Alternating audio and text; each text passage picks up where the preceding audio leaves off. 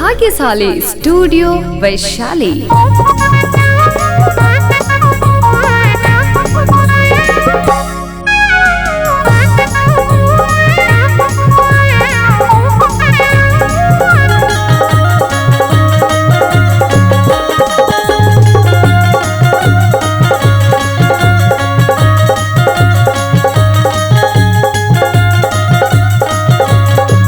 लेके चल ले घाट गणेश दौरा माथ देखिना।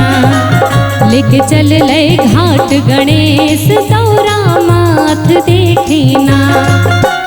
कार्तिक गौरा के साथ जल भोलेनाथ देखिना। कार्तिक गौरा के साथ जल भोलेनाथ देखिना। लेके चल ले चल ले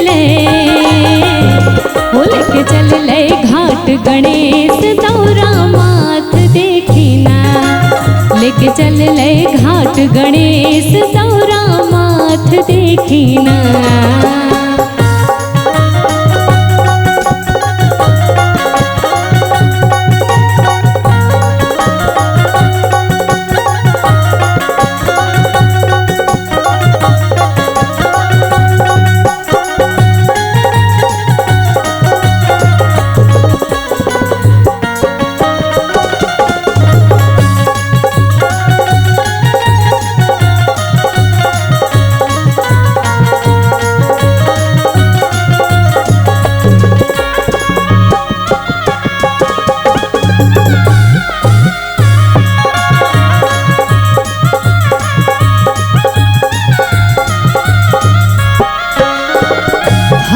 फूल लाई दिहले कार्तिक जाई के।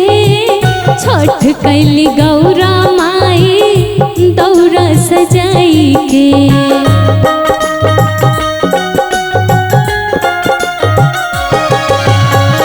फल फूल लाई दिहले कार्तिक जाई के। छठ कैली गौरा माई दौरा सजाई के। रिधि सीधी चालीन कर साथ देखिना। रिधि सीधी चालीन कर साथ देखिना। लेके चल ले लेके चल ले लेके चल ले घाट गणेश दौरा माथ देखिना। लेके चल ले घाट गणेश दौरा माथ देखिना।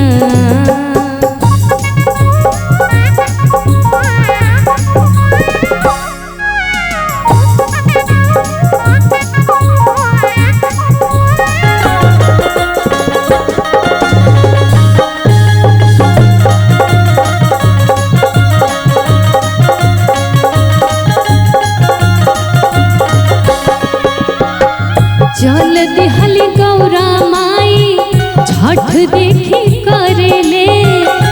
अंबर से फूल देखी रहिया में झरेले।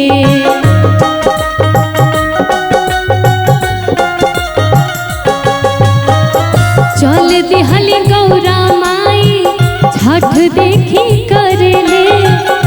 अंबर से फूल देखी रहिया में झरेले। देव तो मुनि निरखे रहिया जात देखिना। देव तो मुनि निरखे रहिया जात देखिना। लेके चल ले लेके चल ले लेके चल ले घाट गणेश दौरा माथ देखिना। लेके चल ले घाट गणेश दौरा माथ देखिना। लेके चल ले घाट